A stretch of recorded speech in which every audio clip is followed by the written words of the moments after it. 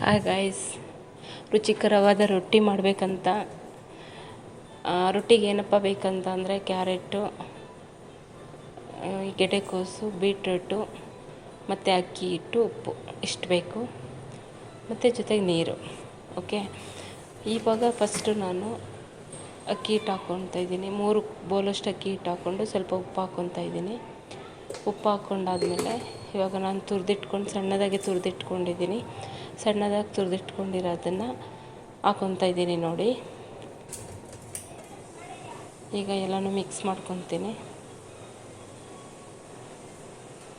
ನೋಡಿ ಗೈಸ್. ನಾನೆಲ್ಲ ಸ್ವಲ್ಪ ಬೌಲ್ ಆಗೋಷ್ಟೇ ತುರ್ಕೊಂಡಿರೋದು. ಸುಮಾರು ಒಂದು 8 ಚಿಕ್ಕದಾಗಿ ರೊಟ್ಟಿ ಆಗ್ಬೋದು, ಅಷ್ಟು ನಾನು ತುರ್ಕೊಂಡಿದ್ದೀನಿ. 4 ಬೌಲು ಹಾಕ್ಕೊಂಡಿರೋದು. ಈಗ ಅದನ್ನು ಮಿಕ್ಸ್ ಮಾಡ್ಕೊತೀನಿ.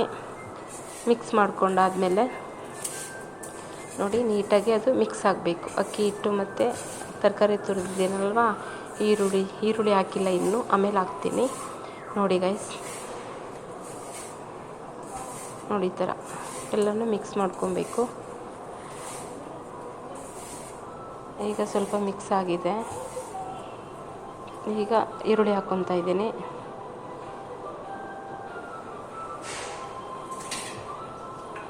ಈರುಳ್ಳಿ ಹಾಕಿದಾದ್ಮೇಲೆ ಮತ್ತೆ ಇದನ್ನೆಲ್ಲ ನೀಟಾಗಿ ಮಿಕ್ಸ್ ಮಾಡ್ಕೋಬೇಕು.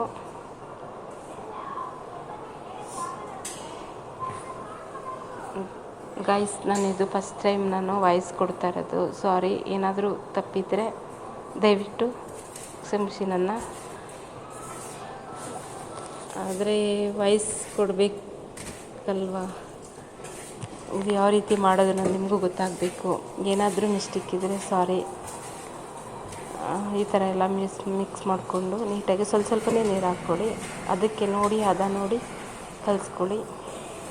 ರೊಟ್ಟಿ ಹಿಟ್ಟು ತುಂಬ ತೆಳುವಾಗಿ ಕಲಿಸ್ಕೊತೀವಿ ನಾವು, ಆದರೆ ತರಕಾರಿ ಹಾಕಿದ್ದೀವಲ್ವ, ಹಂಗಾಗಿ ಸ್ವಲ್ಪ ಗಟ್ಟಿಯಾಗೇ ಒಂಥರ ಮುದ್ದೆ ಥರ ಕಲಿಸ್ಕೊಬೇಕು. ಕಲಿಸ್ಕೊಂಡಾದ್ಮೇಲೆ ನೋಡಿ ನಾನು ಕಲಿಸ್ತಾ ಇದ್ದೀನಿ. ಈ ಥರ ಇರಬೇಕು, ಉಂಡೆ ಥರ ಮಾಡಿಕೊಂಡ್ರೆ ಅದು ಹದ ಇರಬೇಕು, ಆ ಥರ ಆಗಬೇಕು ನೋಡಿ ಗೈಸ್. ಈ ಥರ ಇದೆ. ಇದನ್ನು ಈಗ ಪಕ್ಕಕ್ಕೆ ಇಟ್ಕೊತೀನಿ. ಈಗ ನನಗೆ ಚಟ್ನಿಗೆ ಬೇಕು, ಕಾಯಿ ಚಟ್ನಿ ಮಾಡ್ತಾಯಿದ್ದೀನಿ ಸ್ವಲ್ಪನೇ. ಅದರಿಂದ ಕಾಯಿ, ಹುರ್ಗಡ್ಲೆ, ಮೆಣಸು, ಬೆಳ್ಳುಳ್ಳಿ ಮತ್ತು ಒಂದು ಸ್ವಲ್ಪ ಪುದೀನ ಇಷ್ಟು ಹಾಕಿ ರುಬ್ಕೊತಾ ಇದ್ದೀನಿ.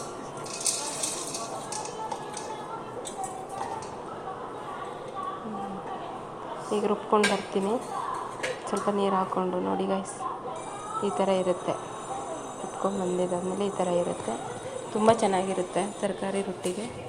ಈಗ ಪ್ಲಾಸ್ಟಿಕ್ ಕವರ್ ಮೇಲೆ ಸ್ವಲ್ಪ ಎಣ್ಣೆ ಹಾಕ್ಕೊಂಡು ಸುತ್ತ ಆಗೋ ಥರ ಎಲ್ಲನೂ ಅದನ್ನು ಇದು ಮಾಡ್ಕೋಬೇಕು.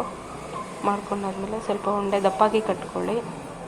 ದಪ್ಪ ಕಟ್ಕೊಂಡು ನೀಟಾಗಿ ಕೈಲೇ ತಟ್ಕೊಂಡೆ. ನಾನು ಚಿಕ್ಕದಾಗಿ ತಟ್ಕೊಂಡಿದ್ದೀನಿ, ಅಂದರೆ ನೀಟಾಗಿ ಮಧ್ಯಾಹ್ನ ಬೇಗ ಬೇಯುತ್ತೆ ಅಂತ ಅಷ್ಟೇ. ದೊಡ್ಡದಾಗೂ ತಟ್ಬೋದು, ನಿಮ್ಗೆ ಯಾವ ರೀತಿ ಆಗುತ್ತೆ ಆ ರೀತಿ ತಟ್ಕೊಳ್ಳಿ.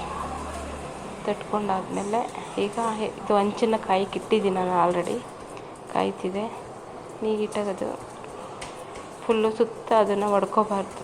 ಹೊಡ್ಕೊಳ್ಳಿಲ್ಲ ಅಂದರೆ ಅದು ನೀಟಾಗಿ ಹಂಗೆ ಎತ್ತಾಕಿದ್ರೆ ಈಸಿ ಆಗುತ್ತೆ. ಈಗ ನೋಡಿ ಗೈಸ್, ಈಗ ಹಾಕಿದ್ದೀನಿ ಹಂಚಿನ ಮೇಲೆ. ಲಿಡ್ ಕ್ಲೋಸ್ ಮಾಡಬೇಕು, ಯಾಕೆಂದರೆ ಮೇಲೆ ಹವೆ ಇರುತ್ತಲ್ಲ, ಬೇಯುತ್ತೆ ಚೆನ್ನಾಗಿ ನೀಟಾಗಿ. ಇದಾದಮೇಲೆ ನೋಡಿ ಈ ಥರ ಇರುತ್ತೆ, ತುಂಬ ಟೇಸ್ಟಿಯಾಗಿರುತ್ತೆ. ಈಗ ನೋಡಿ, ಹೆಲ್ತಿಗೂ ಒಳ್ಳೆಯದು ತುಂಬಾ. ಒಂದು ಸತಿ ಮನೇಲಿ ಟ್ರೈ ಮಾಡಿ ನೋಡಿ ಗೈಸ್.